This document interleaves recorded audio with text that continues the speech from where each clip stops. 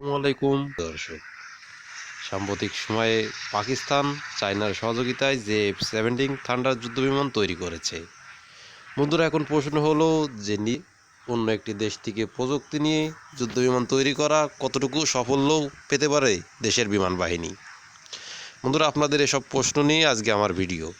যারা এখনও পর্যন্ত আমাদের চ্যানেলে নতুন, অবশ্যই আমাদের চ্যানেলটি সাবস্ক্রাইব করতে ভুলবেন না। বন্ধুরা, আমাদের ভিডিও যদি নিয়মিত দেখতে চান, অবশ্যই আমাদের চ্যানেল ভিডিওতে একটি লাইক দিতে ভুলবেন না। বন্ধুরা, তাহলে চলুন শুরু করা যাক।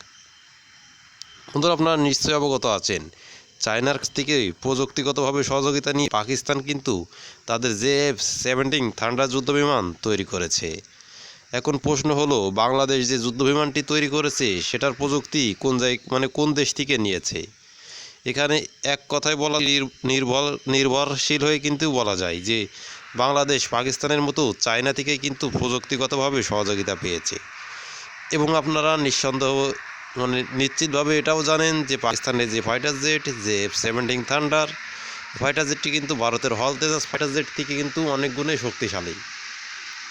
কাজেই বাংলাদেশ যদি চায়না থেকে প্রযুক্তিগতভাবে সহযোগিতা নিয়ে যুদ্ধবিমান তৈরি করে, সেটি অবশ্যই কিন্তু পাকিস্তানের যে F-17 থান্ডার যুদ্ধবিমানের চেয়ে আরও উন্নত ভেরিয়েন্টের হবে বন্ধুরা।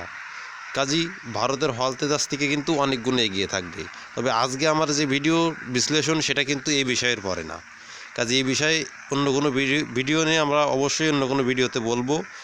আজকে আমাদের যে বিশ্লেষণ, যে চায়নার পর পাকিস্তান কিন্তু দ্বিতীয় কোনো দেশ হিসেবে তুরস্কর সাথে যৌথভাবে কিন্তু তারা পঞ্চম প্রজন্মের স্টিল ফাইটার জেট কিন্তু তারা তৈরি করতে যাচ্ছে। হ্যাঁ, আপনারা ঠিকই শুনেছেন, পাকিস্তান প্রযুক্তিগতভাবে সহযোগিতা নিচ্ছে তুরস্কর কাছ থেকে। তারা যৌথভাবে পঞ্চম প্রজন্মের স্টিল ফাইটার জেট তৈরি করেছে। কিন্তু নিশ্চয় আছেন যে তুরস্ক কিন্তু একটি ন্যাটোভুক্ত দেশ। কাজেই তুরস্কের কিন্তু ন্যাটোর সাথে কাজ করে বিভিন্ন ধরনের হেলিকপ্টার তৈরি করে তাদের কিন্তু বড় একটু অভিজ্ঞতা রয়েছে।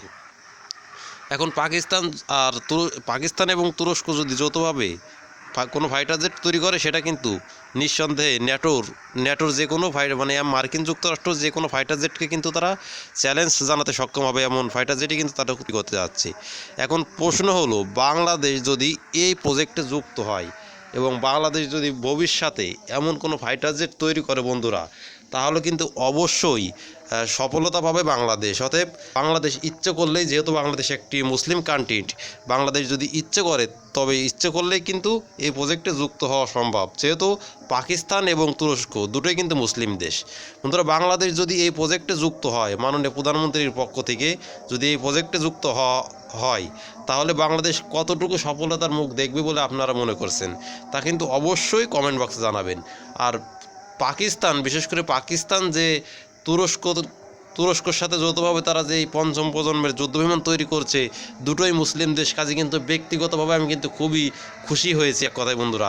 কাজে ভারতকে কাউন্টার করার মতো, ভারতকে পানিশমেন্ট দেওয়ার মতো কিন্তু একটি যুদ্ধবিমান তারা তৈরি করতে যাচ্ছে, এটা কিন্তু নিঃসন্দেহে বলা যায়। এবং পাকিস্তান এবং তুরস্ক তারা যৌথভাবে যে ফাইটার জেটটি তৈরি করবে, সেটি দিয়ে কিন্তু রীতিমতো ভারতকে কাউন্টার করা যাবে। অতএব ভারতের যে হল তেজাস সেটাকে কাউন্টার করার জন্য কিন্তু রীতিমতো আর একটি যুদ্ধবিমান তৈরি হলো। তো বন্ধুরা, আজ এতটুকুই। নতুন কোনো ভিডিও নিয়ে খুব দ্রুত হাজির হবো। ততক্ষণ সবাই ভালো থাকুন, সুস্থ থাকুন। আল্লাহ হাফেজ।